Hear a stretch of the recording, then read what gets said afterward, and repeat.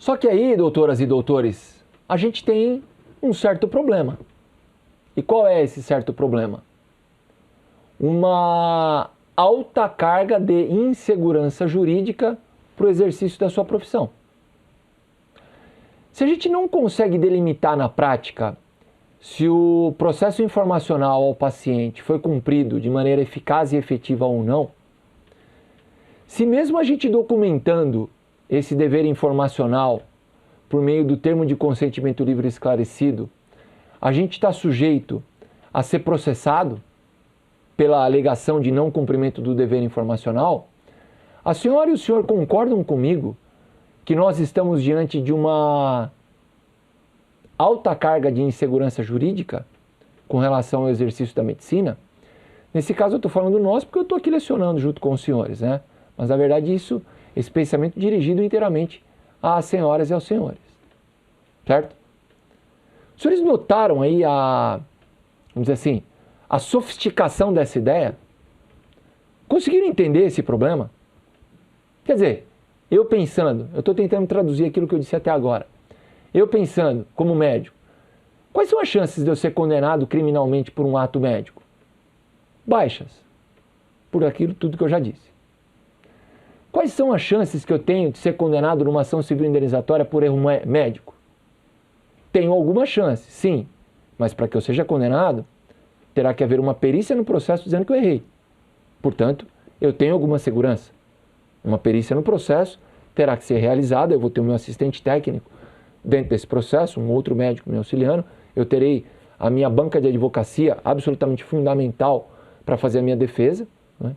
E eu vou poder eu mesmo me defender com relação a essa alegação de erro médico. De tal forma que, qual é a chance que eu tenho de ser condenado pela realização, né, pela execução de um erro médico? Alguma chance ocorre que eu terei condições de me defender com relação a essa alegação. Perfeito. Mas, qual é a... Vamos tentar responder essa pergunta. Vê se o senhor consegue responder essa pergunta aí com os colegas que estão aí. O senhor e os colegas que estão aí. Né? O senhor e os colegas que estão ouvindo a minha aula nesse momento aqui, eu cumprimento a todos. Eu agradeço muitíssimo a confiança em estarem ouvindo um jurista, né? Médicos ouvindo um jurista. Realmente é uma relação de confiança muito estreita que se estabelece e eu preciso trazer as informações para os senhores de uma maneira muito segura e muito assertiva. Tá? Acontece que nesse ponto eu não tenho muita assertividade. Por quê? Porque a insegurança está posta. Por quê? A pergunta que eu faço é: qual é a chance que eu tenho de ser condenado a pagar uma indenização civil sob a alegação de descumprimento do dever informacional? Os senhores podem pensar, mas eu executo o dever informacional a contento, de maneira eficaz. Eu tomo do meu paciente o seu consentimento, o seu assentimento, a sua anuência. Eu explico para ele de uma maneira clara, objetiva, né, quais podem ser as consequências do procedimento, né?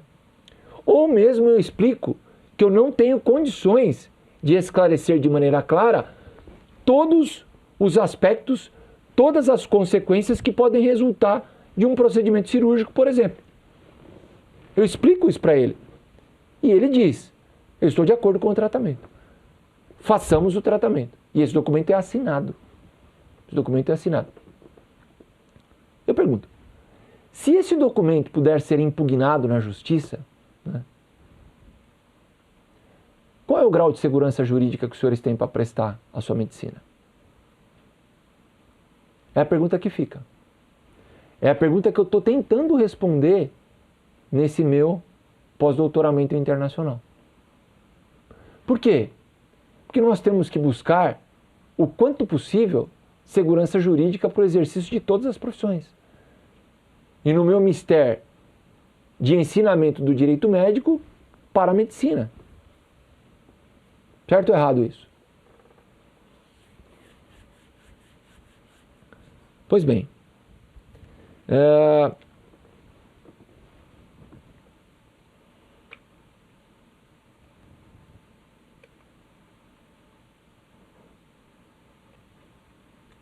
eu não ia falar, mas eu vou falar. Eu estava pensativo aqui agora porque eu estava pensativo com relação a externar dois fatos médicos que me colocam. Eu não vou conseguir, eu acho isso meio perigoso de falar, tá? Eu acho meio perigoso falar que eu sei o que você está passando. Eu tomo muito cuidado com isso, né? Porque na verdade eu não sei o que o senhor e a senhora médicos estão passando, eu não sei. Se me permitem substituir senhor e senhora por vocês, sempre doutor e doutor médico, vocês. O respeito é o mesmo, sempre. É para facilitar aqui, a gente tem muitas horas de estudo juntos aqui, tá? Eu não consigo me colocar no lugar de vocês, não consigo. De fato eu não consigo. Sob o ponto de vista médico, sob o ponto de vista da prestação do serviço médico eu não consigo. Mas esse intervalo de tempo que eu fiquei pensando aqui, que os senhores talvez tenham pensado que me faltaram as palavras, não me faltaram não.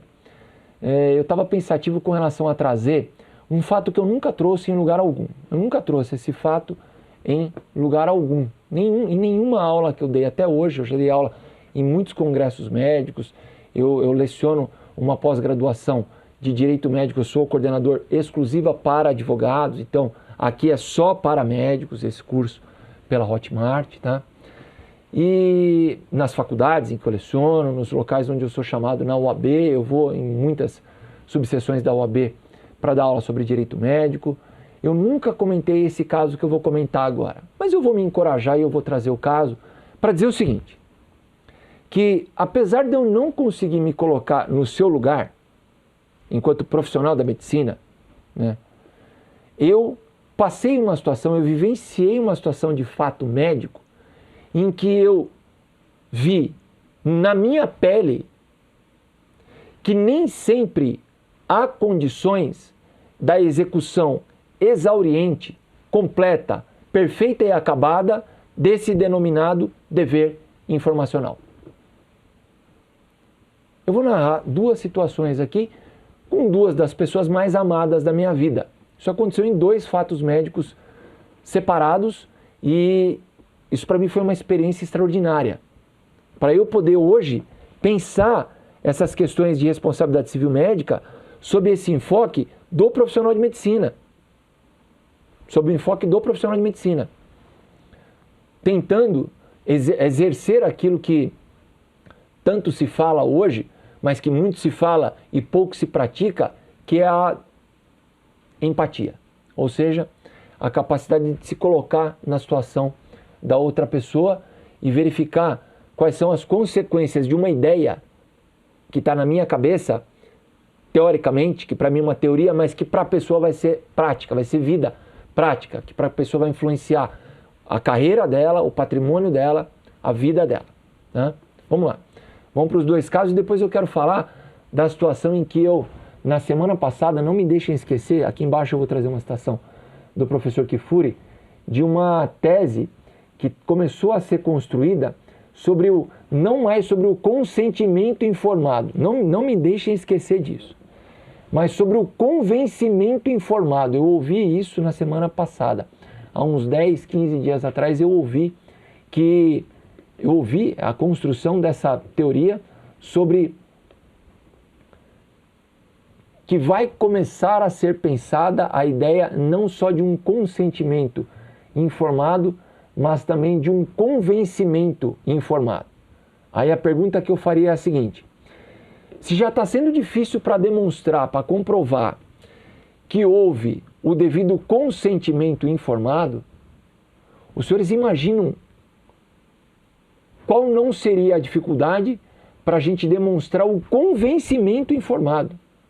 Então, segundo essa teoria que foi levantada, o médico teria que comprovar que não só ele informou a respeito do tratamento médico, né, como o paciente consentiu, como ele se convenceu acerca do tratamento que vai ser empregado em favor daquele paciente.